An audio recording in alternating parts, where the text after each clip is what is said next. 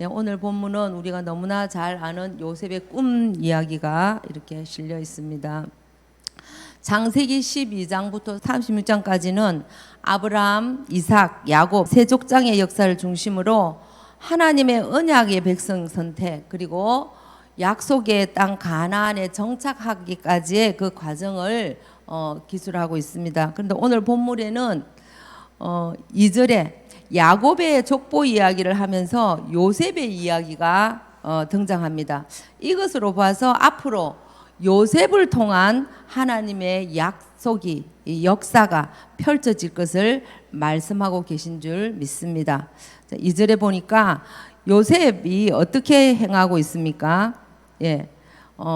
17세의 소년으로서 그의 형들과 양을 칠 때 그의 아버지 아내들 비라와 실바의 아들들과 더불어 함께 있었더니 그가 이 형들의 그들의 잘못을 사사건건 아버지에게 고자질하는 그런 모습들을 이렇게 또 보여주고 있습니다. 요셉의 우리가 그 인생을 보면 참 대단하다.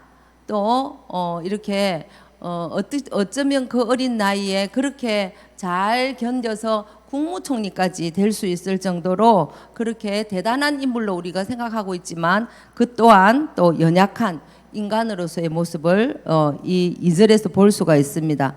고자질을 하고 또 이렇게 형들의 모습을 그것도 자기 형인데 그 아버지에게 가서 일일이 고자질하면서 이런 모습을 볼 때 연약한 인간, 정말로 실수투성이였을 수도 있다. 자기밖에 모르는 그런 사람이었다라는 걸 우리가 짐작해 볼 수가 있습니다. 그래서 우리 모두는 실수투성이입니다. 그래서 그렇지만 우리의 인생이 우리가 삶을 살아가면서 어떤 잘못을 다른 사람들의 잘못을 볼 때 고자질이나 지적보다 덮어주고 또 품어줘야 한다는 것을 우리가 또 이 본문을 통해서 다시 한 번 더 생각해 볼 수 있지 않을까 하는 생각이 듭니다. 그래서 빌립보서 4장 5절에 보면 너희 관용을 모든 사람이 알게 하라. 주께서 가까우시니라 이렇게 말씀하고 있습니다. 그래서 우리는 이 요셉처럼 이런 실수는 하지 않아야 되겠다라는 것을 다시 한 번 더 생각하게 됩니다. 3절에 보니까 야곱이 어떻게 요셉을 사랑하는지 그 확실한 방법, 그리고 또 요셉을 얼마나 사랑했는지 그 정도를 알 수 있는 단어가 있죠. 채색옷을 요셉에게만 입힐 정도로 야곱의 요셉에 대한 사랑을 짐작해 볼 수가 있습니다. 그 당시에 색깔 있는 옷은 정말 구하기가 힘들었습니다. 굉장히 어려운 때였기 때문에 채색 옷은 주로 누가 입느냐? 왕과 또 귀족들만 입는 그런 상황이었습니다. 그런데 이 야곱이 요셉에게 채색 옷을 지어 입힐 정도로 부여했기도 했지만 그 혜택을 요셉에게만 특별히 주었다. 그런데 오직 요셉에게만 이런 귀한 옷을 입혔으니 다른 형제들은 어떻게 했습니까?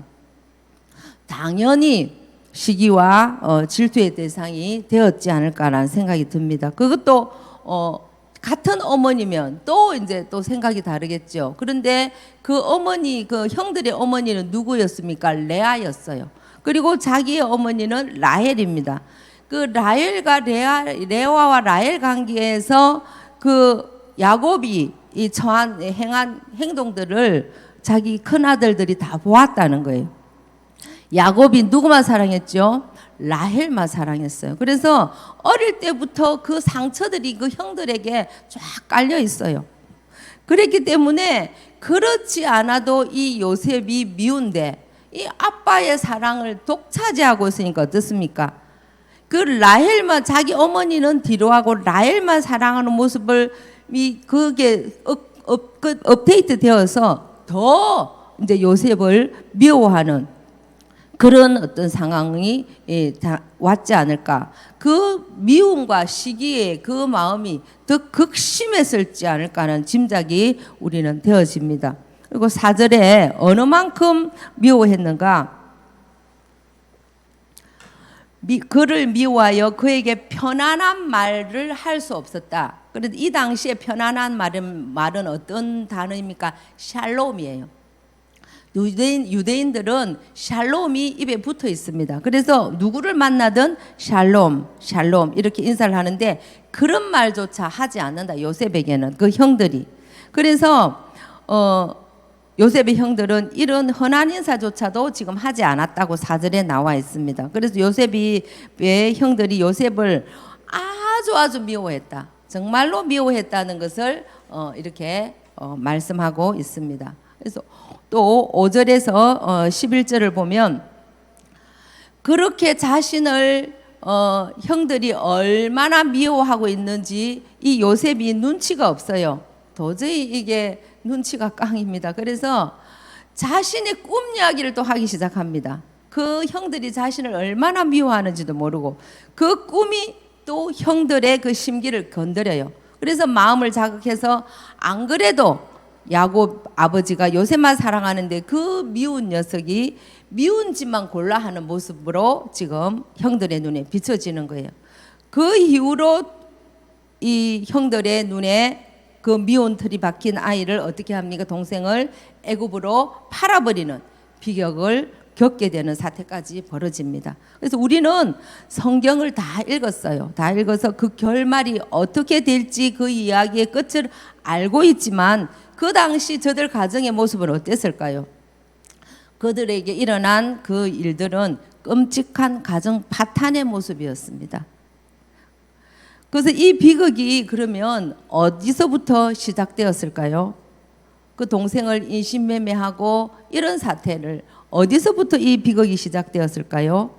예, 야곱의 편애로부터 시작되었습니다. 야곱 자신도 어때요? 어릴 때부터 이삭으로부터 편애를 당했어요. 그래서 형 에서를 속이고 장자의 명분을 빼앗고 형을 또 위장해서 복을 다 이렇게 받아서 엄청난 집에서 살 수 없는, 그래서 에서를 피해서 도망하고 가전 고난을 당했는데도 자신도 똑같이 지금 아이들에게 하고 있다는 거예요.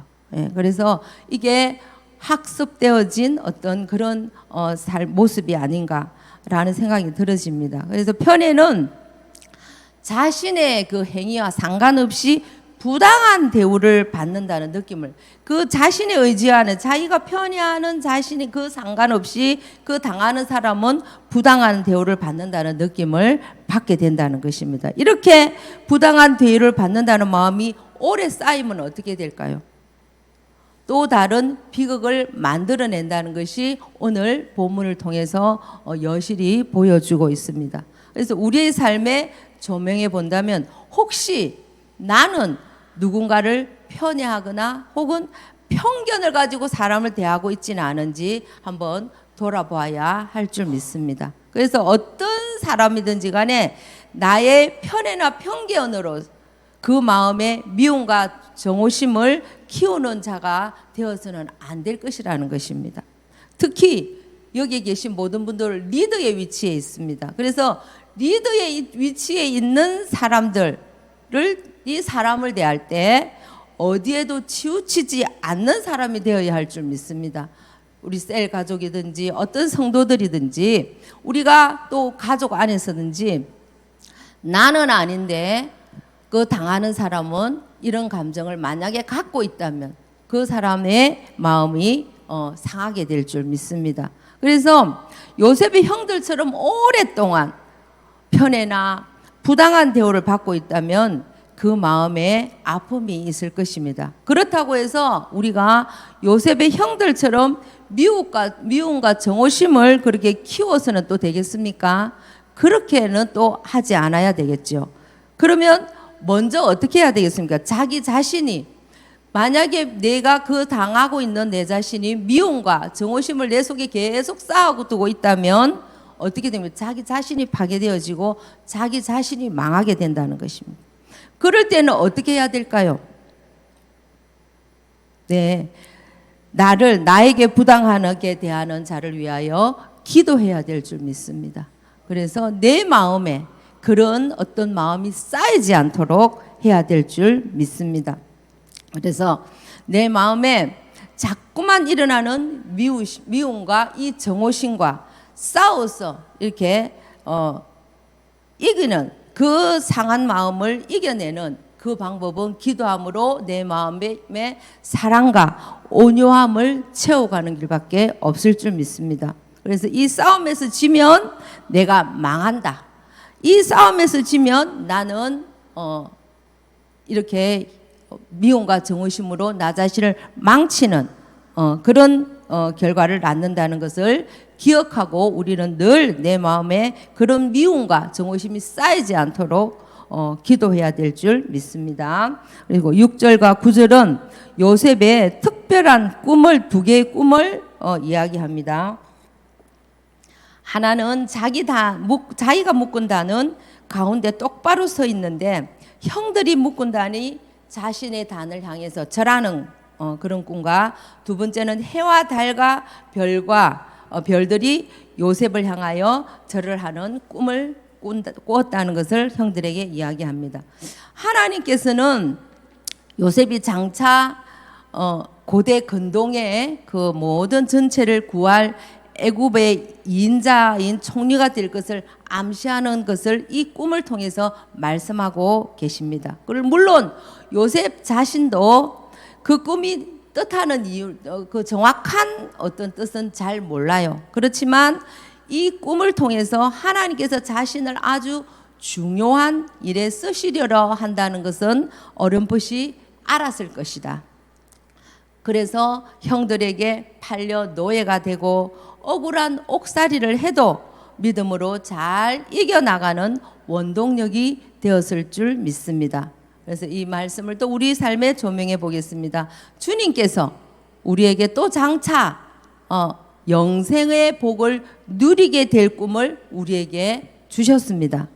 그리고 세상 사람들에게도 그 기쁨의 그 잔치에 함께 참여하게 할 수 있는 하나님의 동력자가 될 꿈을 우리에게 주셨다는 것을 믿으십니까?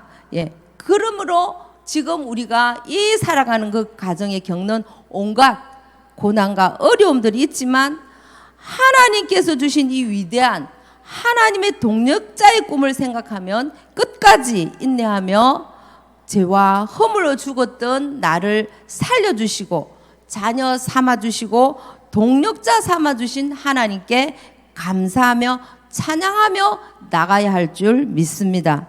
그래서 고린도후서 5장 7절에는 우리가 믿음으로 행하고 보는 것으로 행하지 아니함이로다 말씀하셨고요.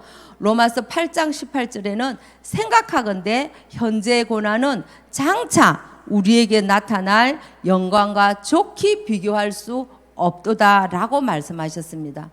지금 현재 우리가 돌아보면 전도의 열매가, 삶의 열매가 당장에는 손에 잡히지 않지만은 반드시 기쁨의 단으로 거두게 하실 줄 믿습니다. 그리고 11절에 보니까 야곱은 아들 요셉을 나무라기도 합니다. 10절에. 그렇지만 이 야곱의 마음에는 어떤 마음이 들었다고 했습니까? 그 말을 11절에 보니까 마음에 간직하였다 이렇게 말씀하고 계십니다. 그래서 믿음이 없는 요셉의 형들은 요셉의 말을 자기 자랑으로 들었어요. 그리고 더욱 요셉을 미워하는 어떤 그런 계기가 되었지만 믿음이 있는 야곱 아버지는 철없는 아들의 말로만 듣지 않고 그 말을 마음에 두었다 이렇게 말씀하고 있습니다. 믿음이 없는 사람들은 생명의 말씀을 들어도 깨닫지 못한다는 것입니다. 그러나 믿음이 있는 사람들은 그 말씀 속에 담긴 진리를 깨닫고 더 풍성한 생명을 얻게 된다는 것입니다. 들을 귀가 있는 자가 되길 주님의 이름으로 소망합니다. 그리고 듣기만 하는 자가 아니라 행할 수 있는 순종의 능력까지 얻는 자들이 다 되시기를 주님의 이름으로 소망합니다. 네, 그래서 오늘 말씀을 통하여 함께 기도할 때 편애를 하거나 부당한 대우를 하며 다른 사람의 마음에 미움을 심는 자가 되지 않게 하여 주시옵소서. 이렇게 기도하시면 좋겠습니다. 그리고 다른 사람에게 부당한 대우를 당하고 있다 해도 마음에 정오심을 키워서 스스로 망하는 자가 되지 않게 하여 주시옵소서. 또한 이렇게 기도해야 될 줄 믿습니다. 그래서 우리도 요셉처럼 하나님의 일꾼이 될 위대한 꿈을 갖는 자가 되게 하여 주시옵소서. 그리고 우리도 야곱처럼 들을 끼가 있는 자들이 되어서 생명의 말씀을 듣고 깨달아 순종하는 자가 되게 하여 주시옵소서. 이렇게 기도해야 될 줄 믿습니다. 그래서 오늘도 하나님의 말씀을 붙들고 승리하시는 저와 여러분 되기를 주님의 이름으로 소망합니다.